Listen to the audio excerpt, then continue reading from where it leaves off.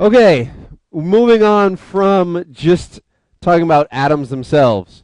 Our first unit was all about atoms themselves. Now we're going to talk about what happens when we put atoms together. So it's all about making bonds. And really, I want you to think of this word bond for what it really means. What is a bond between two things in terms of forces? If two things have a bond, how do they feel about each other? All right, it's a connection, but what kind of force does that mean they feel toward each other? Attraction. A bond is just another word for a very strong attraction.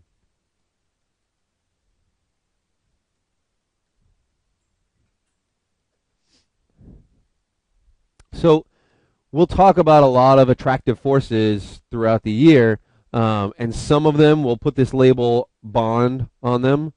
Others won't quite make the cut and won't be called bonds. That doesn't mean that they don't count as attractive forces. It doesn't mean that they're a completely separate category. It's really a spectrum from really, really strong attraction to really, really weak attraction. And then somewhere in the middle, we make this cutoff that we call a bond. But it's not like a necessarily a whole different category, even though we often treat it as such. So we're going to break down bonding into three different types, and these are oversimplifications. They're not complete pictures of exactly what's going on in each case, but we'll break it up into three different types. We have two kinds of elements. We call them the metals and the nonmetals, and so we're going to look at the three possible cases. What if we have only metals bonding? What if we have metals plus nonmetals bonding? And what if we have only nonmetals bonding? So really, here this says metal and metal. I would even cross that out because that implies that it has to be two different metals. What I would change this to is just only metal atoms.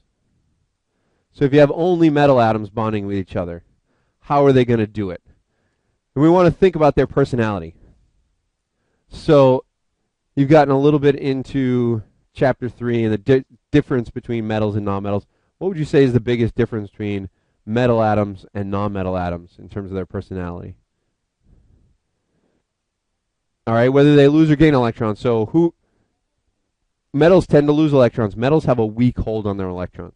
So metals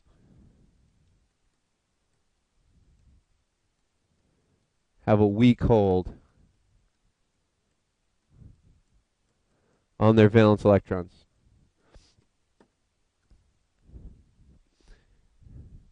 And that's going to help us explain what happens when they get together. So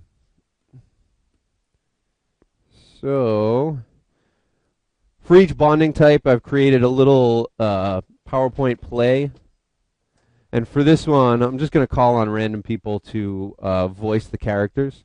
The characters are all going to be atoms of magnesium, so metal atoms. They don't have a very tight hold on their electrons. They're very laid back. All right, so if you're trying to get into character here, you're a very laid back metal atom. You're like, oh, my electrons, yeah, cool. Whatever, man, it'll be fine. Okay, so this first play I call OMG. And I will just invite you to read the lines as they come up. What is this? E block? Lily.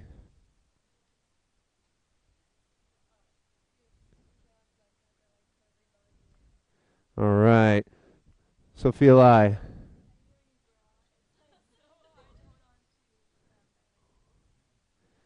All right. Lal.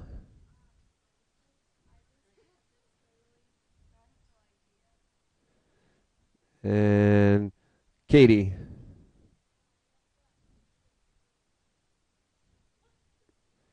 Sungwon.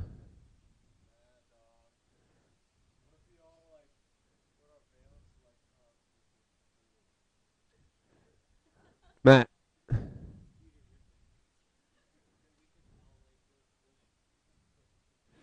Kevin.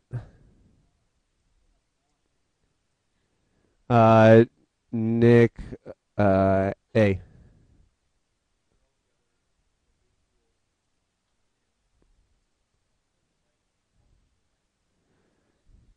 Rachel H.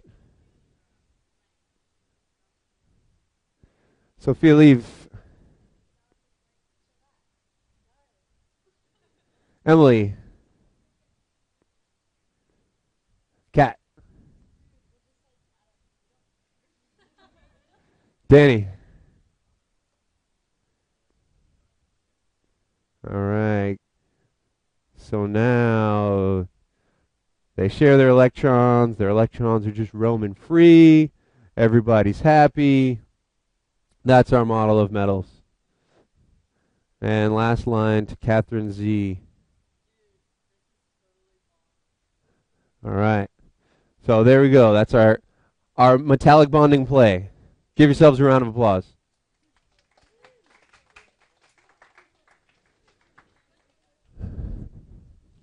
All right. So metals only have a weak hold on their electrons. What they do is they share them. They share their valence electrons in a common pool. So large groups of metal atoms share electrons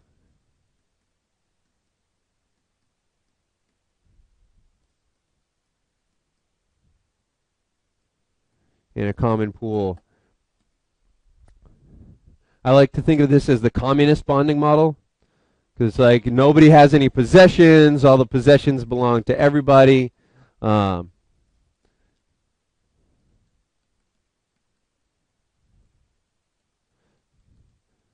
that's metallic bonding, and it's an oversimplified picture, but it works to explain most stuff, and so we're going to use it.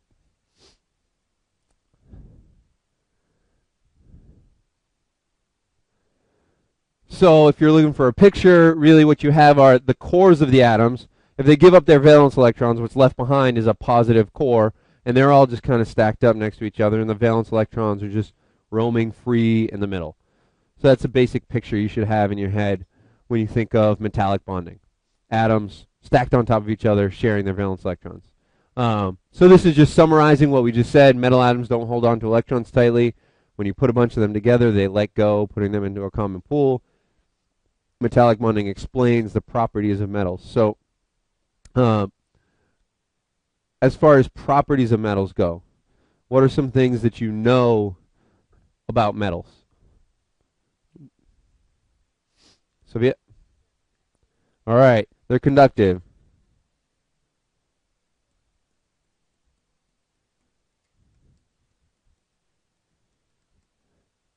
Why do they conduct electricity? Because the electrons flow freely. An electric current is just moving charged particles. So anytime you have freely moving charged particles, that substance or that mixture, whatever it is, will conduct electricity. So you have freely moving electrons.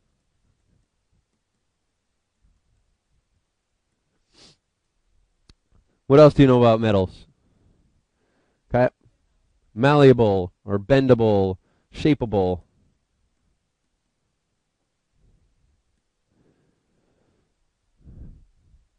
So this model helps explain why you can shape metals, because when you move around the atoms relative to each other, you don't have to break up the bonding, because the bonding is kind of this loosely spread out thing. So the arrangement of atoms can be changed without breaking up the bonding.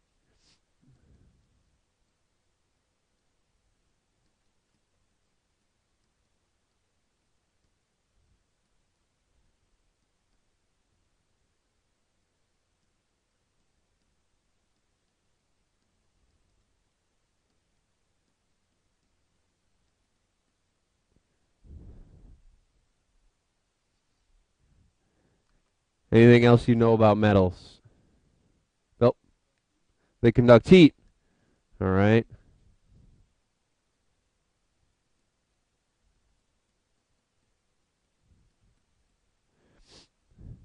Same reasons as the two above. Number one, the atoms don't have to be held necessarily that rigidly in place.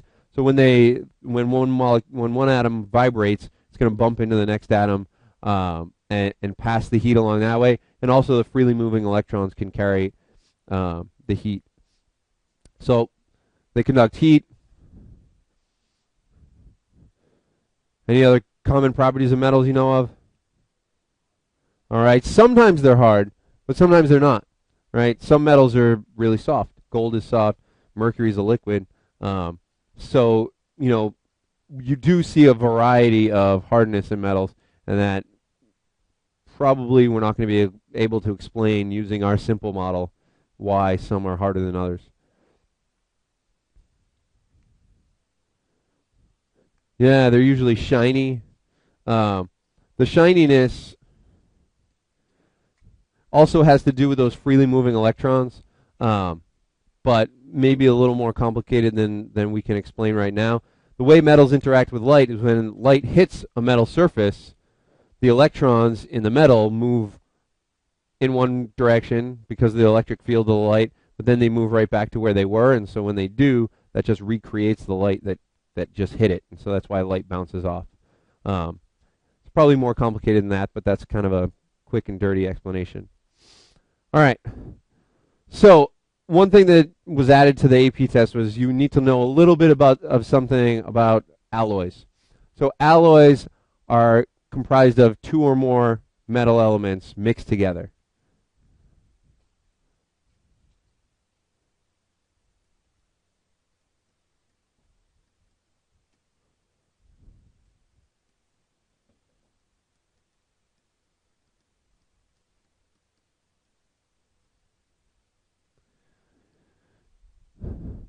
So some examples would be like brass,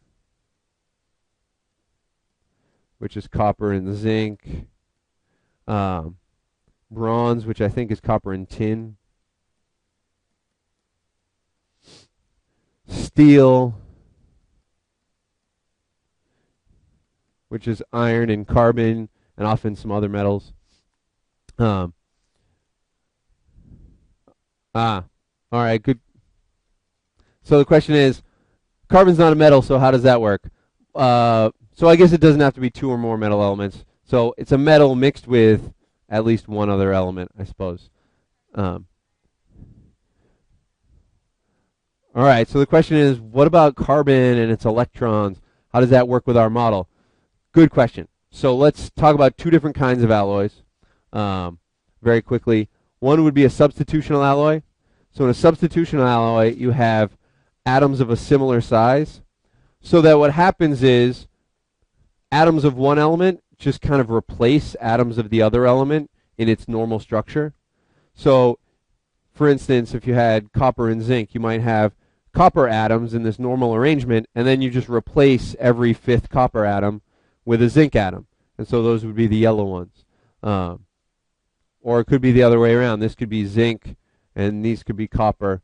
Something like that. If they have similar size, what happens is you just replace some atoms of one metal with atoms of the other.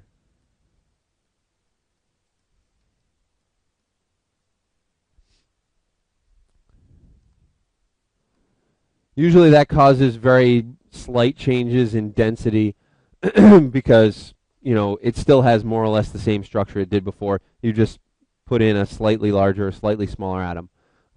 So those would be things like brass, where the two are similarly sized. And those I would think are model where they're just letting go of their valence electrons. Probably holds pretty well. The other kind of alloy that we look at is called an interstitial alloy. And that's when you have small atoms mixed into much larger atoms. Okay? So small atoms would be filling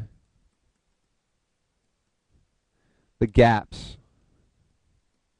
between larger ones.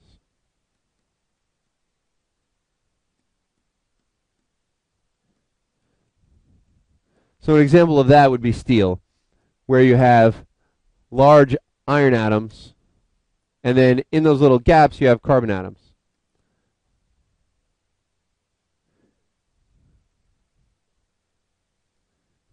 And this is probably too exaggerated because carbon atoms aren't that small compared to iron.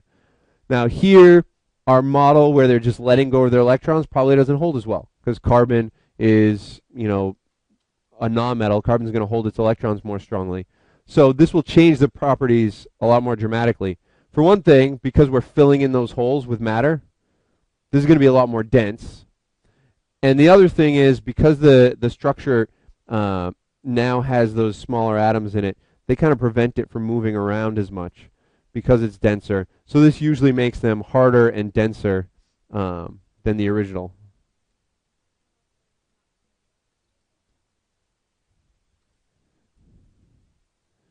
So the question is, what about electrical conductivity? And I don't actually know the answer. I imagine it would have some effect on the conductivity, but I don't know for sure. So that's pretty much a quick summary of metallic bonding. That's most of what we're going to say about metallic bonding for the whole year.